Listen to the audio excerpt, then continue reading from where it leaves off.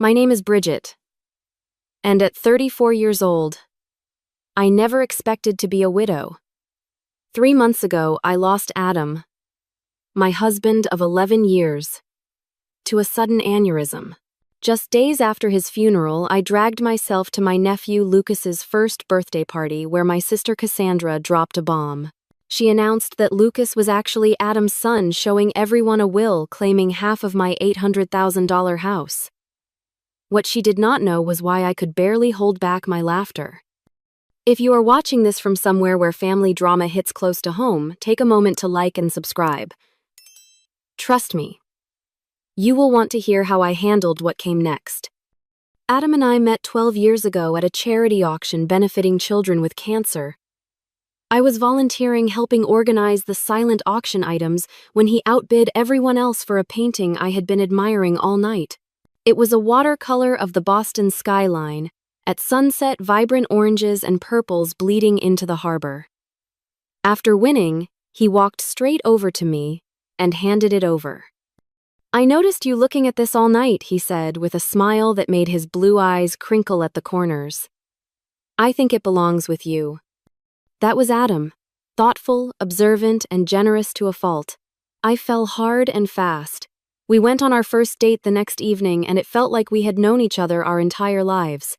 He was a corporate attorney, brilliant but humble, the kind of man who remembered the names of waitstaff and asked genuine questions about their lives.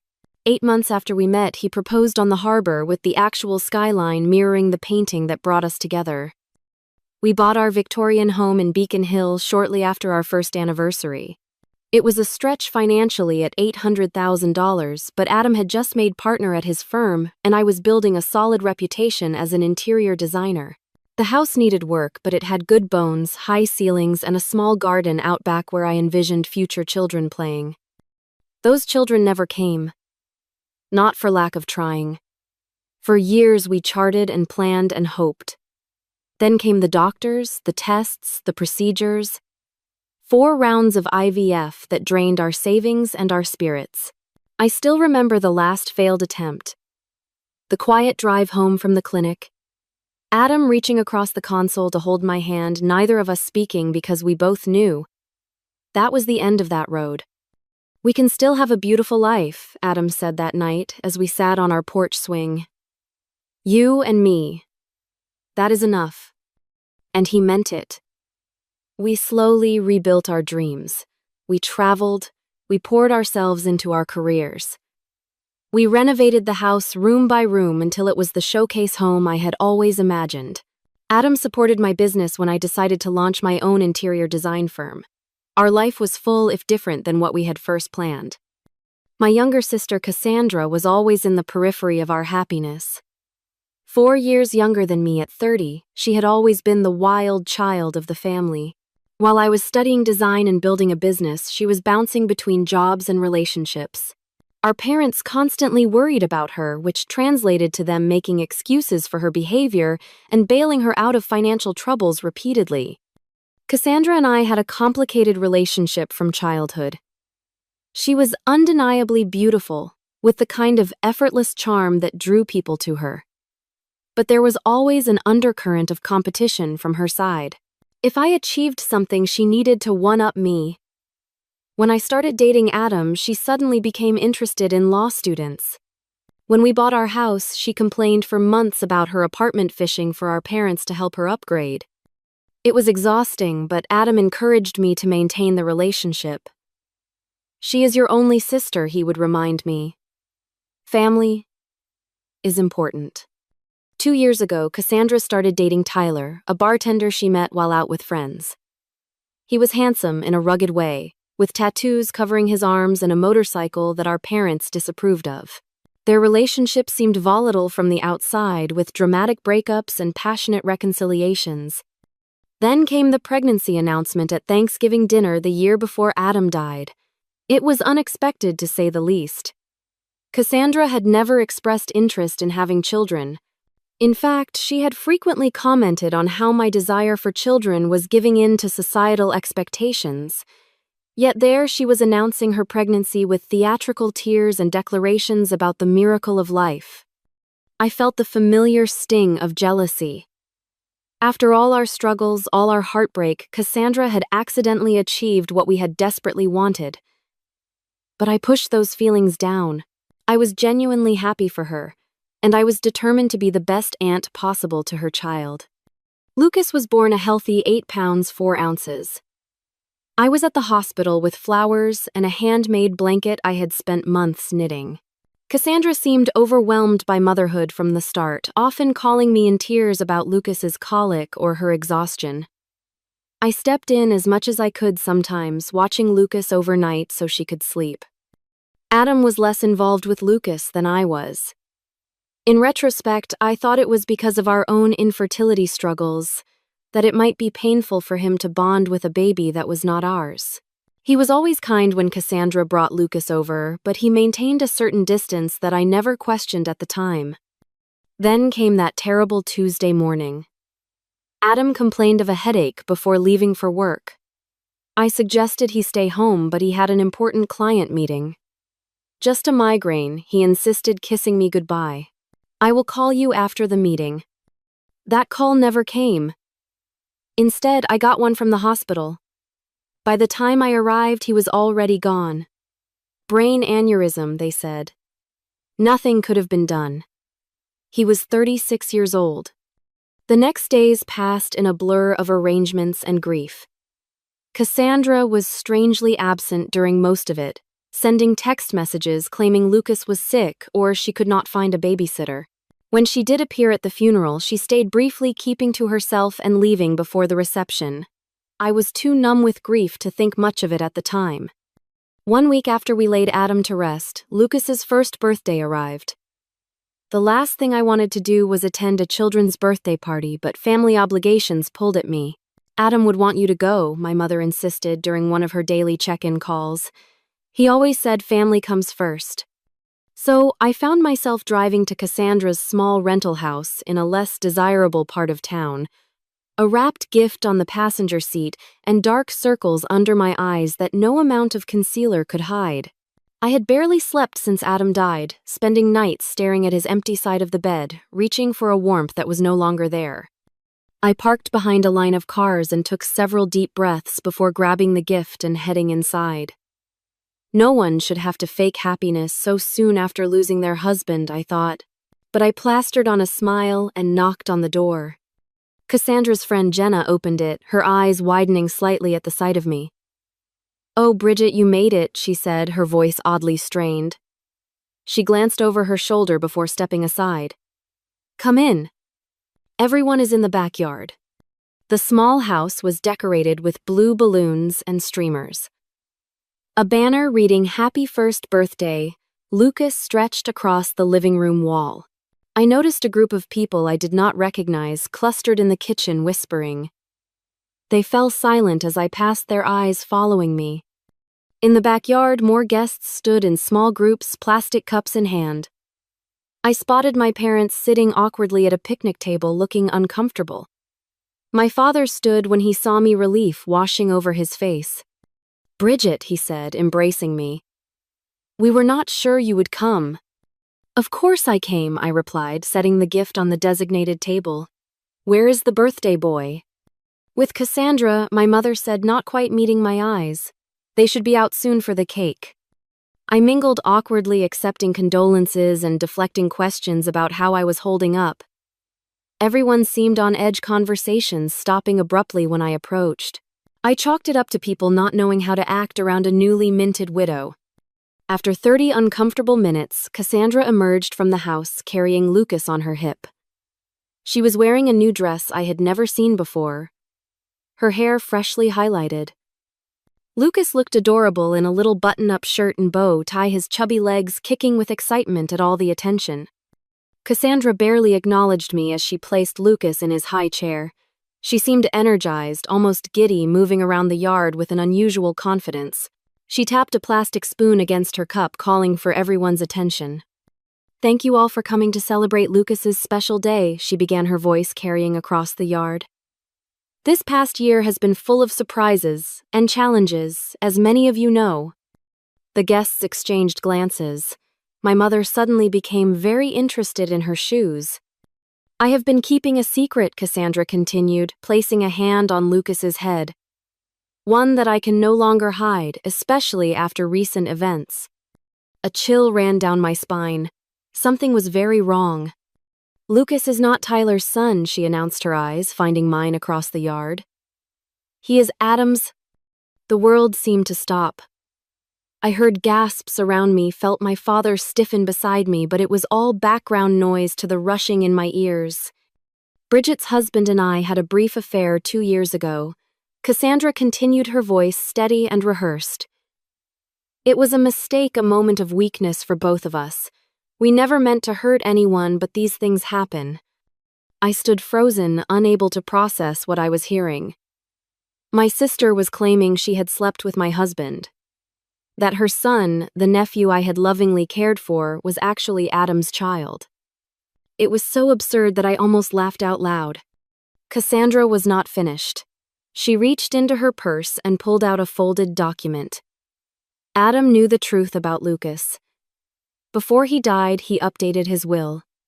She held up the paper. He wanted his son to be provided for. This will states that half of the house Adam and Bridget owned should go to Lucas as his biological child. Every eye in the yard turned to me. I could see the pity, the morbid curiosity, the discomfort. My parents looked stricken, my father half standing, as if unsure whether to intervene. And then, to everyone's surprise, including my own, I felt a smile tugging at my lips. Not a happy smile, but the kind that comes when something is so outrageously false that it becomes almost comical. I pressed my lips together, trying to contain the inappropriate laughter bubbling up inside me. "Oh, I see," I said finally, my voice calm and even. I took a sip of water to buy time to push down the urge to laugh in my sister's face. "May I see this will, Cassandra?" Her confident expression faltered slightly. She clearly had not expected this reaction. Slowly, she walked over and handed me the document, a typed page, with what appeared to be Adam's signature at the bottom. I scanned it quickly, noting inconsistencies immediately. The formal language was all wrong, nothing like the legal documents I had seen Adam bring home. And the signature, while similar to Adam's, was clearly forged. The connecting stroke between the A and D was wrong, the final flourish too pronounced. I carefully folded the paper and handed it back to her. "Thank you for sharing this with me. I think I need to go now." "That is it?" Cassandra asked, confusion evident in her voice. "You are not going to say anything else?" "Not right now," I replied, calmly gathering my purse. "This is Lucas's day. We can discuss this privately later." I said goodbye to my shell-shocked parents, promising to call them soon.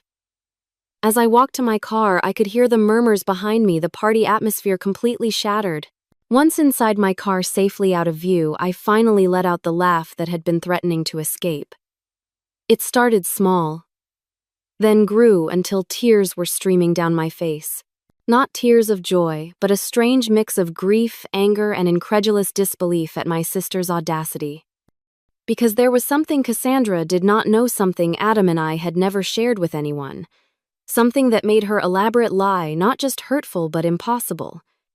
The truth about Adam and Cassandra began 3 years ago, long before Lucas was even conceived.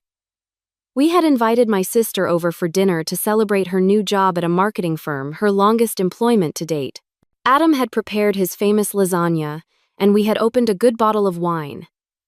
It was a pleasant evening until I excused myself to take a work call from a client having a design emergency. The call took longer than expected, nearly 20 minutes of talking a wealthy client through hanging artwork. When I returned to the dining room, the atmosphere had changed.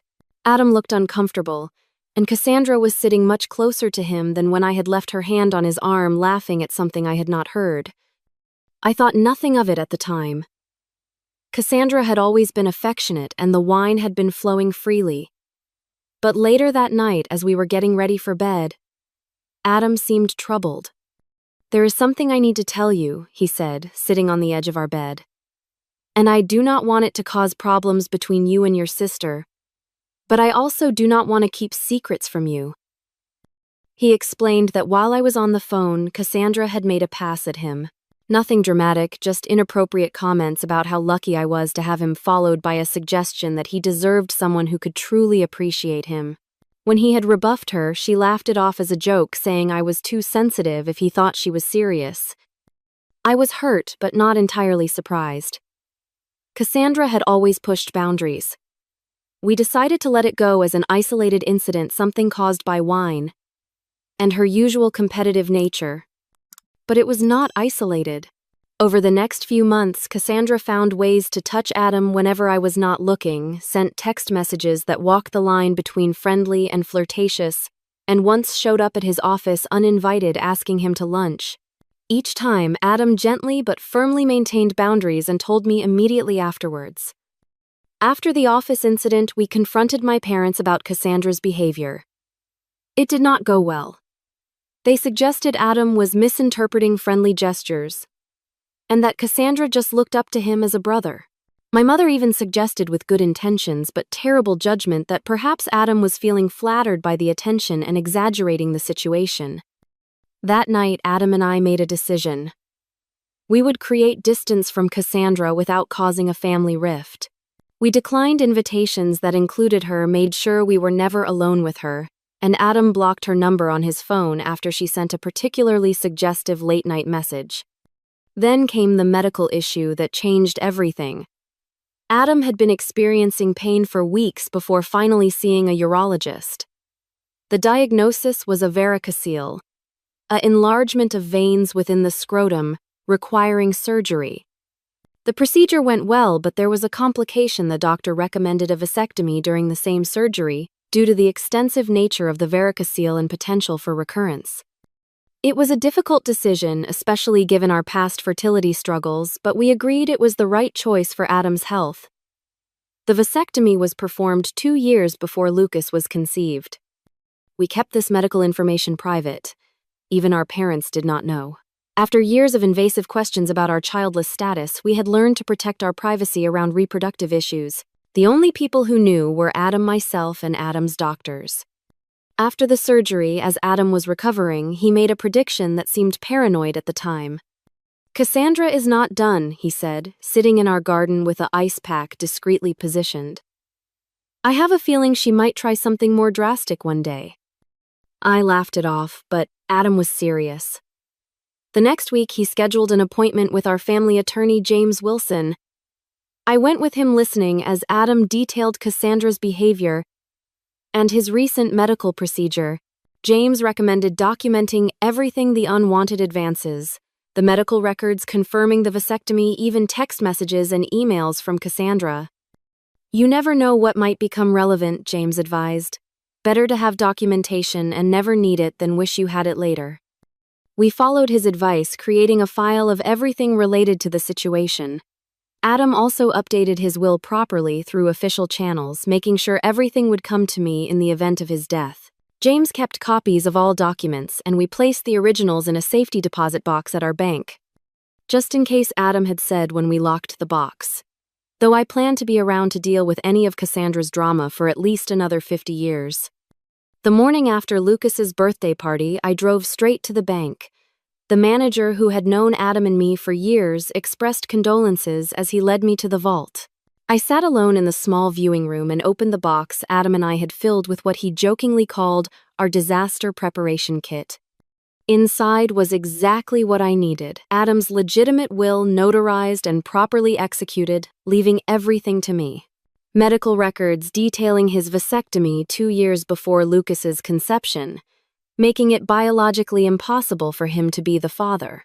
A journal Adam had kept documenting every inappropriate interaction with Cassandra, including dates, times, and exact quotes. Printed copies of text messages she had sent him.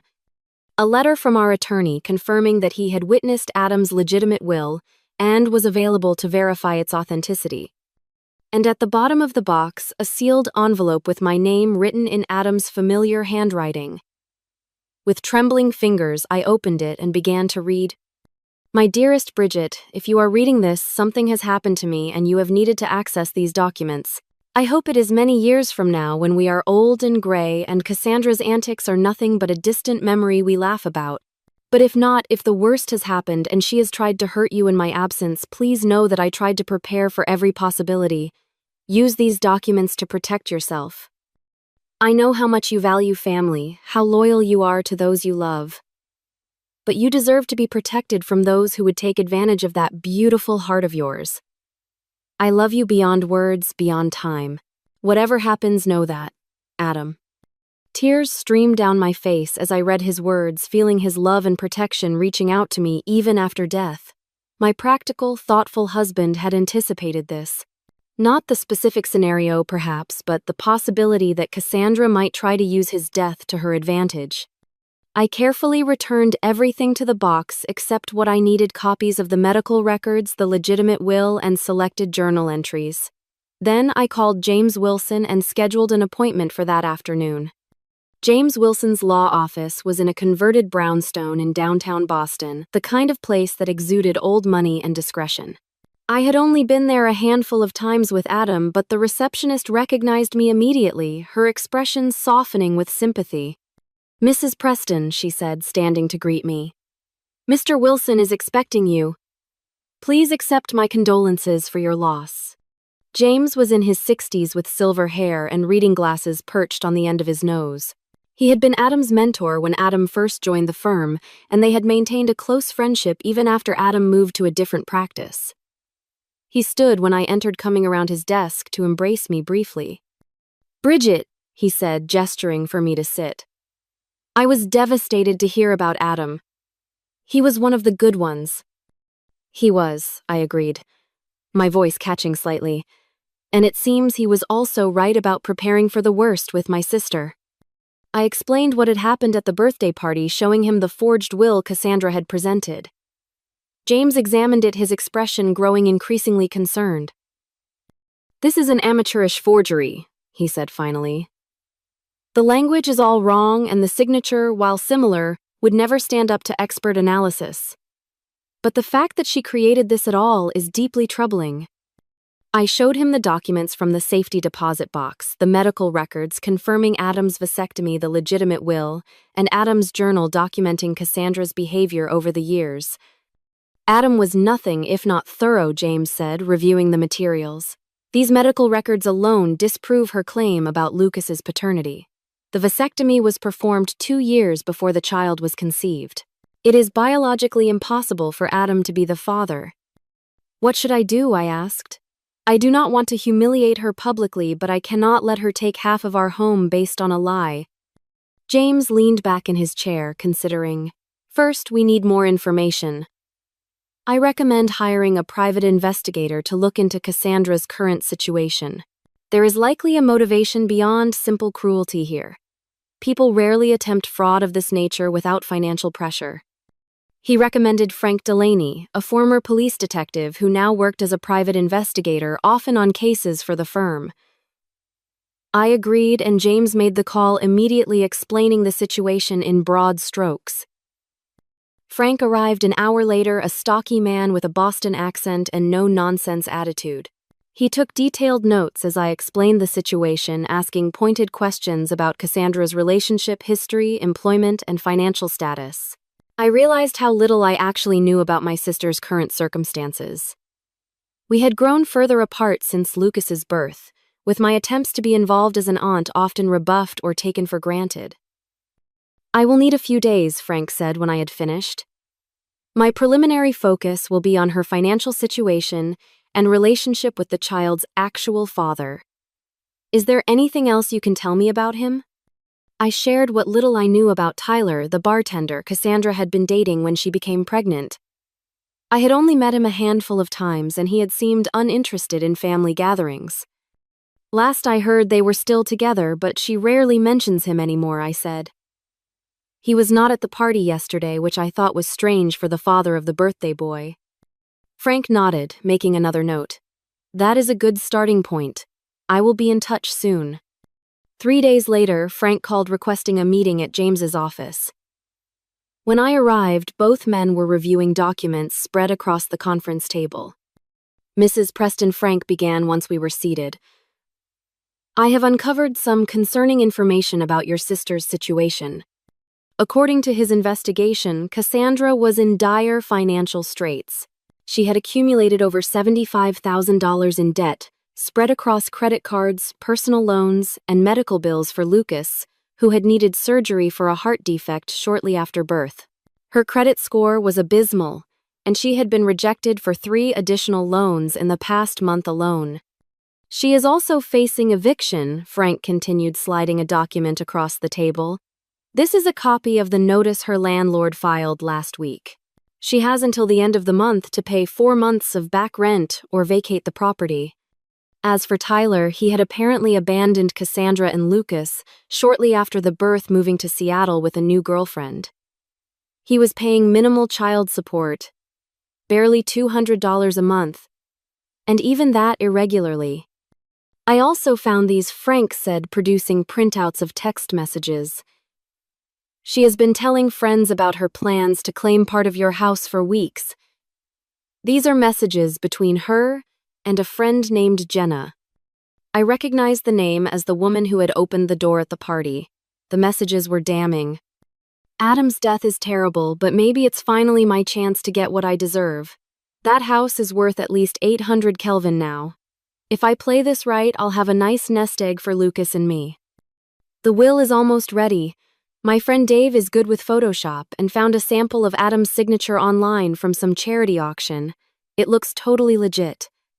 Bridget has always been the golden child. Time for me to get my share. She got 11 years with a great guy. The least she can do is share the wealth now that he's gone. I felt physically ill reading the calculated coldness of my sister's words. This was not just opportunism. It was premeditated fraud designed to capitalize on my grief. There is more, Frank said gently. I ran a background check on Tyler Martin, the actual father. He has a history of domestic violence charges from a previous relationship and currently has a warrant out for unpaid child support for another child in New Hampshire. He is not someone you would want around your nephew. I sat in stunned silence, trying to process everything. My sister was not just desperate, she was willing to destroy Adam's reputation and our marriage to solve her financial problems. And her choice in partners had put Lucas in a potentially dangerous situation. What do I do with all this? I asked, looking between James and Frank. I cannot just expose all of this publicly. Lucas is innocent in all of this. He is still my nephew. James removed his glasses, rubbing the bridge of his nose. You have several options, Bridget. We could file charges against Cassandra for attempted fraud and forgery.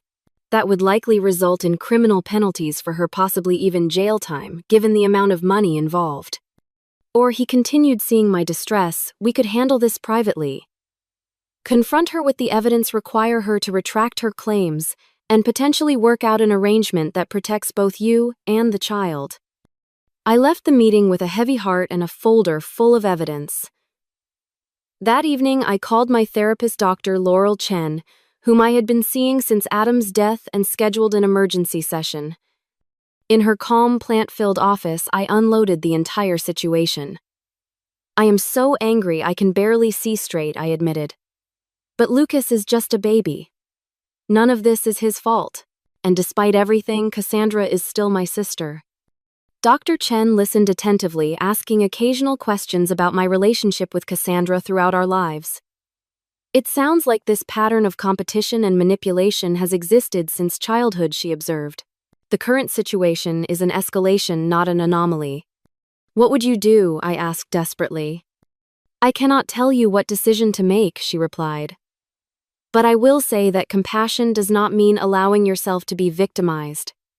You can be kind, while still establishing firm boundaries and consequences. After much reflection, I decided on a course of action. I would confront Cassandra privately with all the evidence, offering her a choice: face potential legal consequences for her fraud, or accept a compromise that would provide for Lucas while requiring accountability from her. With renewed determination, I called Cassandra the next morning. We need to talk about the will, I said when she answered. Can you come to my house tomorrow afternoon? Just you know Lucas. I knew you would come around, she replied, sounding smugly satisfied. I will be there at 2. I spent the morning preparing for Cassandra's visit, arranging documents in a logical order, and setting up recording devices on James's advice.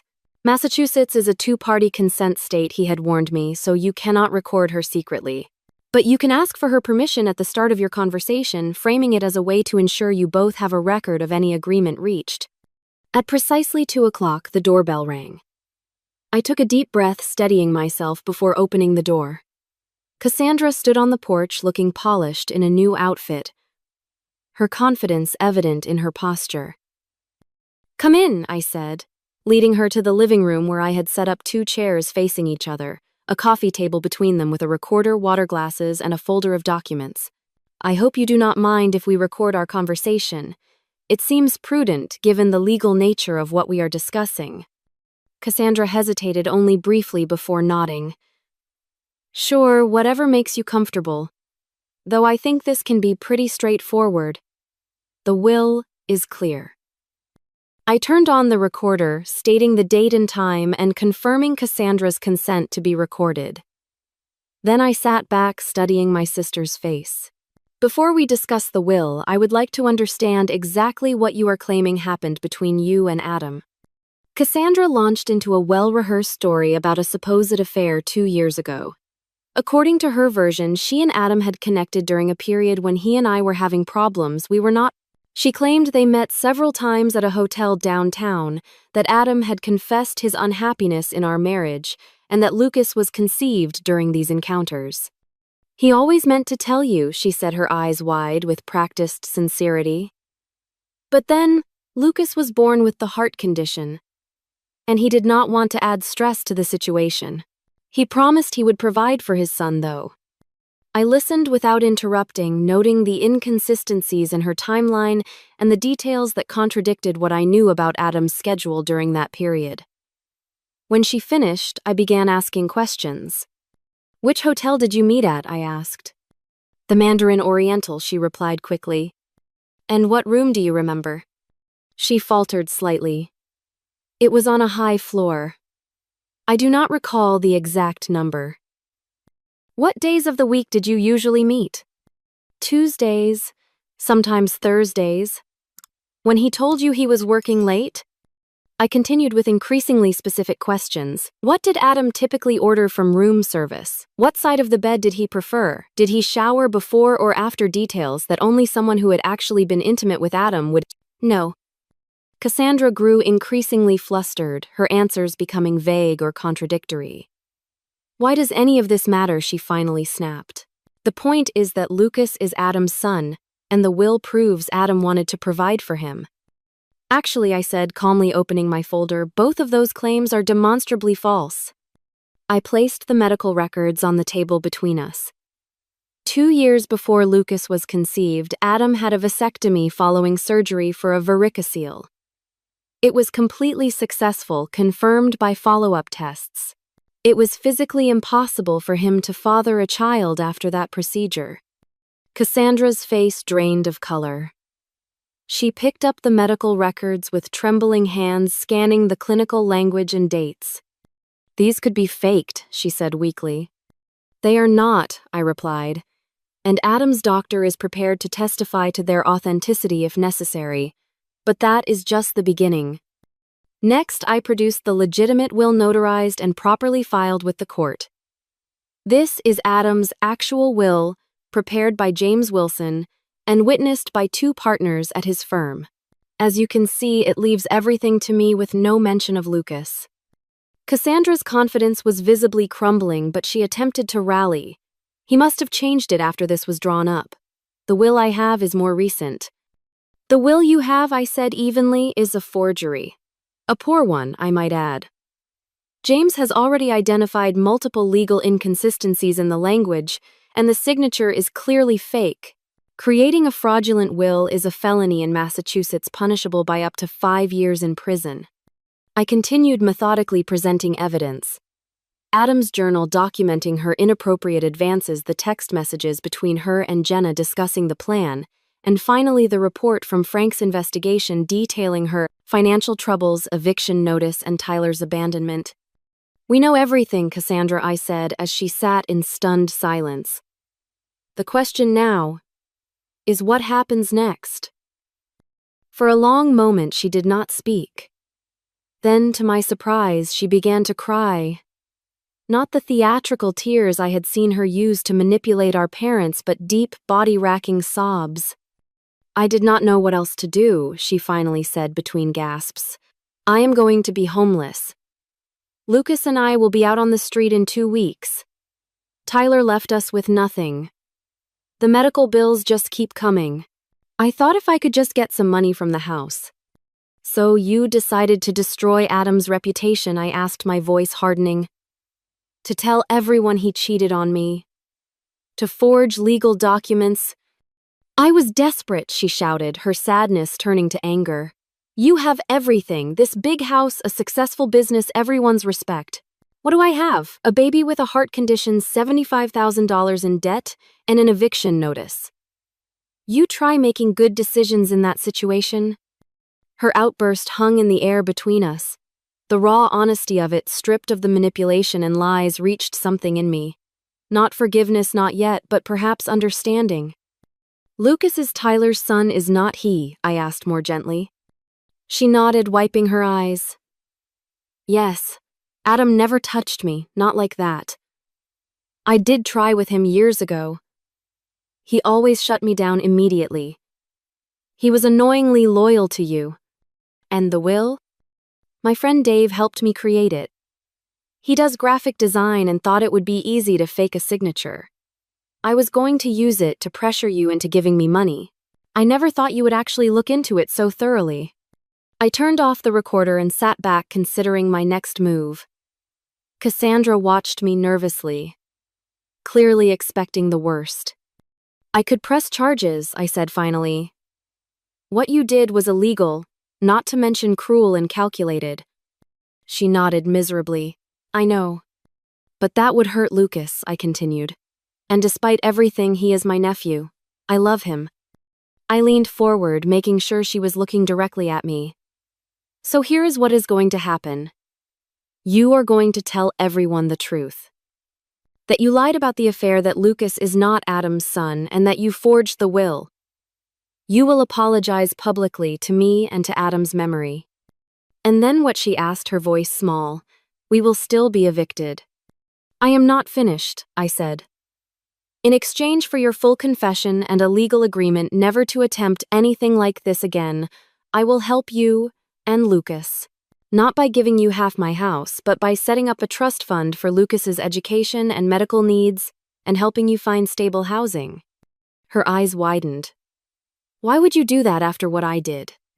Not for you, I said honestly. For Lucas. And because Adam would want me to help his nephew, even if that nephew's mother tried to destroy his reputation. There will be conditions, I continued. You will enter therapy and financial counseling. You will maintain steady employment. And you will allow me to be part of Lucas's life to ensure he is being properly cared for. If you violate any of these conditions, the support stops immediately. Cassandra was quiet for a long moment, processing everything. I do not deserve your help, she finally said. No, I agreed. You do not, but Lucas deserves a stable home and medical care. And I deserve to have my husband's memory untarnished. This solution gives us both what we need. After further discussion of the details, Cassandra agreed to my terms. We would meet with James the next day to formalize the agreement, and she would make her public confession at a family dinner the following weekend. As I showed her out, she paused at the door. I really am sorry, Bridget. I have been jealous of you my whole life. Everything always seemed to come so easily to you. Nothing about my life has been easy, I replied. You just never bothered to look past the surface. Maybe it is time you started. The family dinner I arranged for Saturday evening was tense from the start. My parents arrived early, my mother bringing her signature lasagna as a peace offering. I do not know what this is about, she said, as she set the dish on my counter, but Cassandra has been calling us in tears, saying you are forcing her to come to some sort of family meeting. Just wait until everyone is here, I replied, pouring her a glass of wine. This needs to be addressed once, with everyone present. By 7 o'clock, we were all seated around my dining room table, my parents Cassandra, without Lucas, who was with a babysitter, and me. James had advised me to record this conversation as well, and a small recorder sat in the center of the table. "Thank you all for coming," I began after explaining the recording. "I have asked Cassandra to share some important information with you." Cassandra. My sister looked pale and uncomfortable, her usual confidence nowhere to be seen. She stared down at her plate as she spoke. "I lied about Lucas being Adam's son," she said, her voice barely above a whisper. "Adam and I never had an affair. Lucas is Tyler's child. And I forged the will I showed at the birthday party." My parents stared at her in shock. "But why would you do such a thing?" my father demanded. "Do you have any idea what that claim did to your sister? To Adam's reputation?" Cassandra explained her desperate financial situation, her voice gaining strength as she detailed the mounting debts, Tyler's abandonment, and the eviction notice. As she spoke, I could see my mother's expression shifting from shock to sympathy. "Oh, honey," she said when Cassandra finished. "Why did not you just come to us for help? You did not need to make up such terrible lies." "Would you have given me $400,000? Cassandra asked bluntly. "Because that is what I would have gotten if my plan had worked. Half the value of Bridget's house." "Of course we could not give you that kind of money," my father said.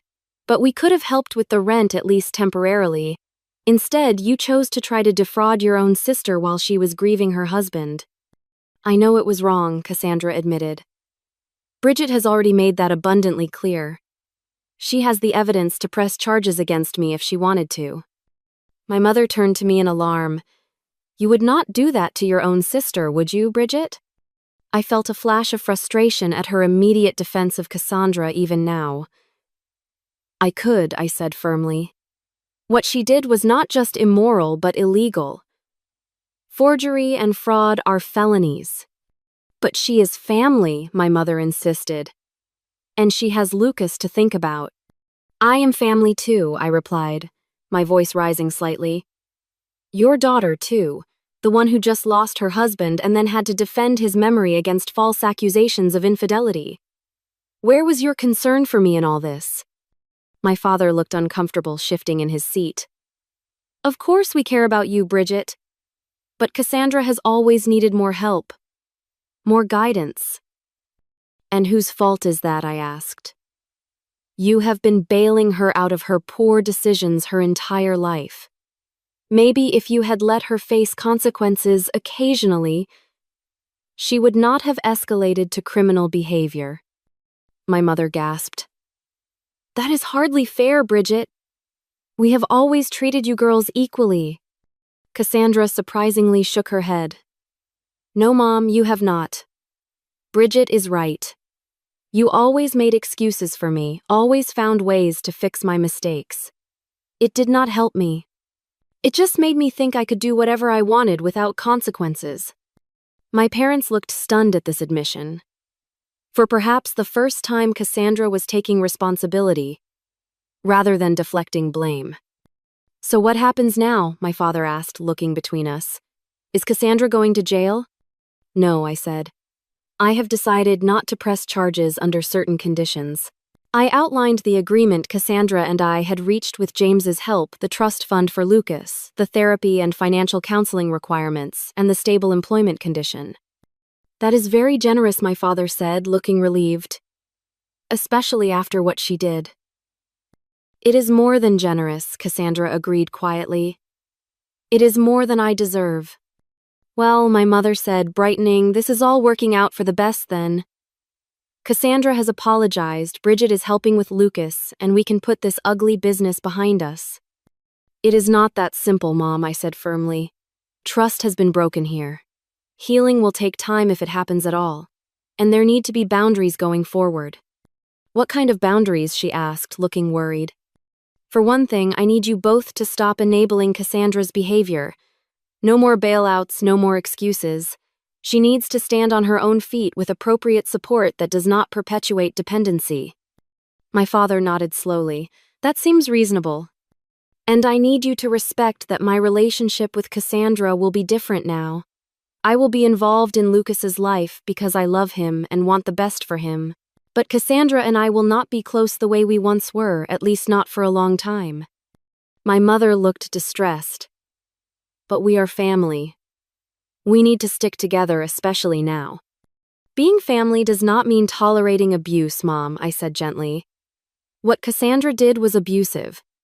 She tried to use my grief to manipulate me to take advantage of me at my most vulnerable. That has consequences even within a family. The remainder of the dinner was subdued with my parents processing this new reality. When they left, my father hugged me tightly, whispering, "I am proud of you, Bridget." Adam would be too. My mother hugged me as well, but her eyes were sad already, mourning the idealized family dynamic she had always pretended we had. Cassandra was the last to leave. At the door, she hesitated. "I really am sorry," she said again. "Not just for the will and the lies, but for everything. For the years of competition and jealousy. For not being the sister you deserved." "I know," I replied, "and I hope the therapy helps you understand why you made these choices. Lucas deserves a mother who is emotionally healthy and honest." "Do you think you will ever forgive me?" she asked. I considered the question carefully. "I do not know," I answered truthfully. "But I am willing to see where this new path takes us. For Lucas's sake. And maybe someday for ours too." The drive home with my parents was silent, each of us lost in our own thoughts. I knew one thing for certain: our family would never be the same. But perhaps in time it could be something healthier, built on honesty rather than illusion. 1 year after Adam's death, I stood in our garden watching the spring bulbs push through the soil. The daffodils Adam had planted the previous fall were blooming a riot of yellow against the newly green lawn. I felt a bittersweet ache seeing them, knowing he had put them in the ground with hopes of seeing them bloom. So much had changed in that year. The trust fund for Lucas was established and already helping with his ongoing medical needs. His heart condition, while requiring monitoring, was responding well to treatment, and he was growing into a cheerful, curious toddler. Cassandra had surprised everyone by truly embracing the conditions of our agreement. 6 months of therapy had helped her recognize patterns of behavior stemming from childhood, the constant need to compete with me, the self-sabotage that had characterized many of her decisions. She had found steady employment as an office manager at a dental practice, a job that provided stability and benefits.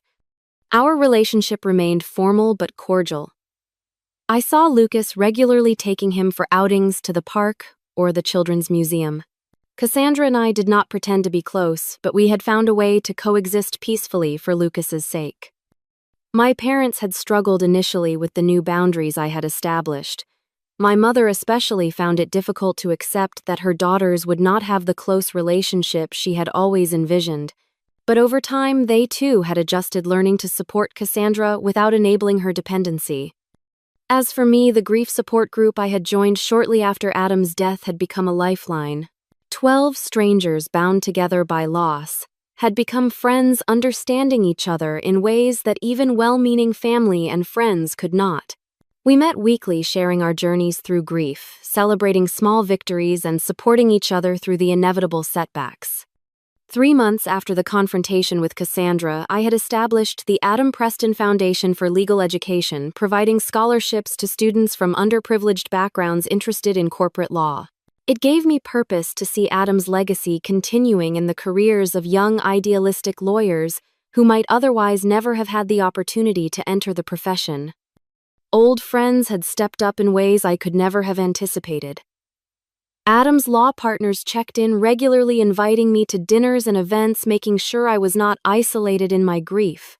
My college roommate Sarah flew in from Chicago monthly just to spend weekends with me sometimes, doing nothing more than watching movies and ordering takeout. And then there was Michael. I met him at a fundraiser for the foundation 6 months after Adam died. He was a professor of ethics at Boston University, thoughtful and kind, with a quiet sense of humor that reminded me of Adam in some ways. We started as friends, sharing coffee after foundation meetings, then gradually transitioned to occasional dinners. It was different than what I had with Adam, as it should be.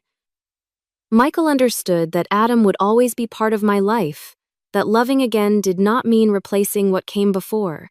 We were taking things slowly, both of us cautious but hopeful.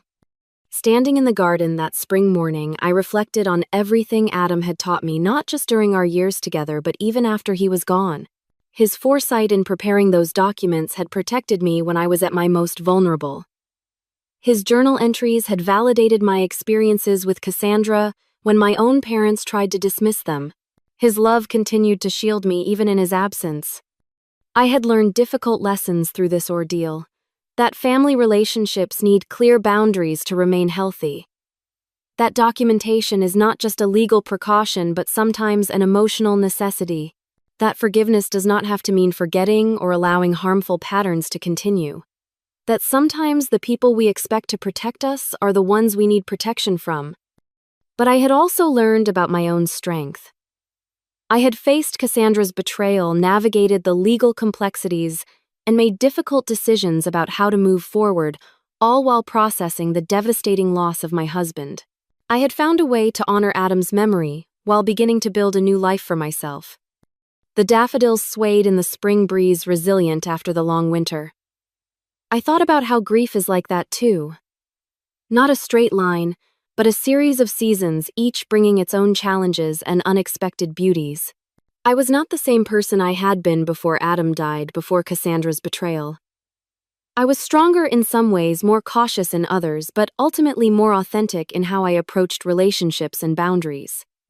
Sometimes the most painful betrayals force us to find strength we never knew we had, I said softly to the garden Adam had loved. You could not have known what would happen after you were gone, but somehow you prepared me to face it. And in that way, your love protects me still. As I turned to go back inside, I felt a sense of peace that had been absent for so long. Not because the grief was gone, it never would be completely, but because I had found a way to carry it alongside hope for the future. Adam had given me that gift, teaching me that love endures even when the person is gone, that preparation and honesty are acts of profound caring. If there is one thing I would share with anyone facing betrayal within their family, it is this: protect yourself with both documentation and boundaries. The people who truly love you will respect those boundaries, and the ones who do not were never safe for you to begin with. Have you ever had to establish difficult boundaries with family members? How did you navigate those painful conversations? Share your experiences in the comments below, and do not forget to like and subscribe if this story resonated with you. Your support helps me continue sharing these difficult but important life lessons. Thank you for listening, and remember that healing is not linear, but it is always possible.